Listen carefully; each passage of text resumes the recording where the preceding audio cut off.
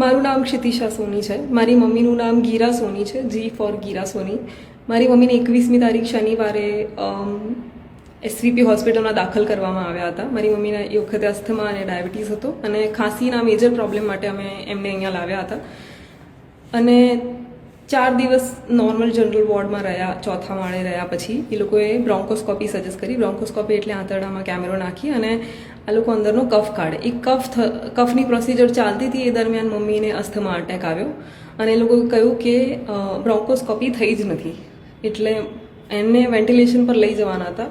હું કલાક સુધી બહાર રાહ જોતી હતી અને વોર્ડના એક માણસે આવી મને કહ્યું કે બ્રોન્કોસ્કોપી એમની થઈ રહી છે, કારણ કે કોઈ માણસે મને કહ્યું હતું કે અસ્થમા અટેક આવે તો ક્રિટિકલ સિચ્યુએશનમાં સર્જરી ના કરાય, પણ એ લોકોએ છતાં એ કરી. હવે જ્યારે મેં પૂછ્યું કે તમે કહ્યું કે પહેલાં આવી તો તમે સર્જરી શું કામ કરી, તો એ લોકોએ મને જણાવ્યું કે એ ડ્યુરિંગ ધ પ્રોસેસ આવી, દેન દે ચેન્જ ધ સ્ટેટમેન્ટ. એ લોકોએ એમાં બદલાવ કરી દીધો.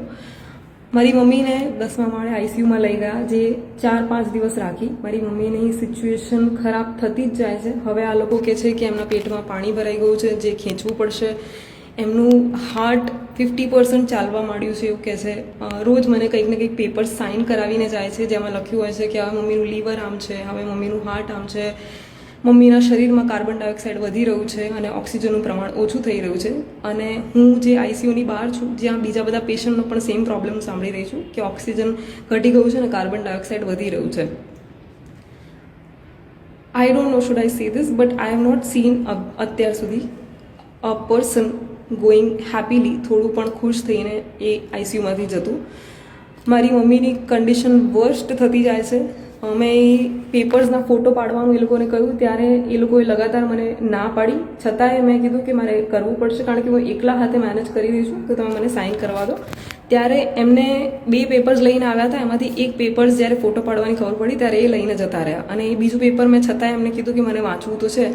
તો એમાં લખ્યું હતું કે કિડની પણ ડેમેજ થઈ શકે છે, આ પણ ડેમેજ થઈ શકે છે. એટલે મેં એમને પૂછ્યું, મેં કહ્યું તમે આ શું બધા અવયવો સાઇન કરાવવા માંગો છો કે મારી mummy, it seems like my mother is a rat and they are keep doing some પ્રયોગ કે આયુષ્માન કાર્ડના ફ્રીના પ્રયોગો કરી રહ્યા છે આ લોકો.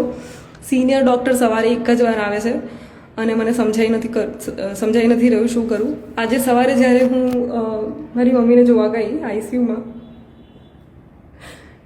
મારી મમ્મીની આંખોને એ લોકો આખી કાળી કરી નાખી છે. આખી મારી મમ્મીની આઈલિડ બ્લેક છે. એ લોકોએ મારી મમ્મીને શ્વાસની તકલીફ છે, પણ ઓક્સિજન માસ્ક એટલું જોરથી દબાયું છે કે આવી રીતે એનું જે આઈ લ્યુબ્રિકેશન કહેવાય કે જે પણ વસ્તુ કહેવાય, I am not aware of it, એ આખી રાત અટકી ગયું. જ્યારે હું આખી રાત આ થયું, જ્યારે હું સવારે ગઈ મમ્મીને મળવા, તો એક વોર્ડનો માણસ હતો, એને મારી મમ્મી આમ કાળી આંખોમાં કરતી હતી. આખી મારી મમ્મીની આંખોને કાળી કરી નાખી છે અને એ કાળી આંખોમાં એક વોર્ડના માણસે મારી મમ્મીને ઓક્સિજનના પકડી રાખ્યું હતું. મેં અંદર જઈને 12 દિવસ પછી ગુસ્સો કરીને કીધું કે મારી મમ્મીને પ્લીઝ છોડો, એની આંખો કાળી થઈ ગઈ છે. મેં કેટલી મહેનતો કરી, રડી, ગુસ્સો કરીને કહ્યું કે તમે અત્યારે ડૉક્ટરને બોલાવો, હું તમને પૈસા આપવા પણ તૈયાર છું. ત્યારે એ લોકોએ કેટલા 3 કે 4 કલાક પછી કે 2-3 કલાક પછી નગરી હોસ્પિટલમાંથી કન્સલ્ટ કરી અને એ જે ડૉક્ટર છે એ ડૉક્ટરને બોલાવ્યા. એ 2 સ્ટુડન્ટ ડૉક્ટર આવ્યા હતા કે કોણ, મને કોઈ જ જાણ નથી. અને મારી મમ્મીનું આંખોની ઉપર અત્યારે મારા મમ્મીની આંખોની ઉપર પટ્ટી બાંધવામાં આવી છે. મને સમજાઈ નથી રહ્યું કે આ લોકો કેવી રીતે ડીલ કરી રહ્યા છે. મારી મમ્મીની ઉપર કોઈ પ્રકારના પ્રયોગ થઈ રહ્યા છે કે શું થઈ રહ્યું છે, મને કંઈ જ સમજાતું નથી. મારી મમ્મી બિલકુલ સારી કન્ડિશનમાં આવી હતી, but now she is worst. There is no I doctor in the SVP. એ આઈ ડૉક્ટરને બોલાવતા પણ આ લોકોએ નાકે દમ લઈ દીધો. જો મેં ગુસ્સો થોડો પણ ના કર્યો હોત તો એ આઈ ડૉક્ટરને પણ આ લોકો બોલાવી જ નથી રહ્યા સાંજ સુધી. હવે એ લોકો બહાર આવીને કહે છે કે મારી મમ્મીનું જે આંખો જે છે એ કાળી થઈ ગઈ છે, અત્યારે પટ્ટી બાંધી છે એકદમ, અને એ આંખો જે છે એમાં એક નસમાં કે કોઈ વસ્તુમાં હેમરેજ થઈ રહ્યું છે. અને મારી મમ્મીએ અત્યારે હાથ પણ બાંધી દીધા છે. She is getting worst. અત્યારે એને હાથમાં એટલી બધી નસો પંક્ચર કરી નાખી છે કે અહીંયાથી એ લોકોને હવે અહીંયાથી નસ જ નથી મળી રહી ઇન્જેક્શન આપવા માટે, તો એ લોકોએ અહીંયા કાણું કરીને નાખી છે એ બધી પાઇપ કે સોય કે જે પણ બધું કહેવાય. જે વ્યક્તિ આવે અપાર પ્રયાસો કરી રહ્યા છે. મારી મમ્મીનું પેટ કઠણ થઈ ગયું છે અને એને ફૂડ નથી જઈ રહ્યું, એને ઉલટીઓ થઈ રહી છે. શી કાન્ટ ડુ, એને વોટર પણ નથી જઈ રહ્યું એના શરીરમાં.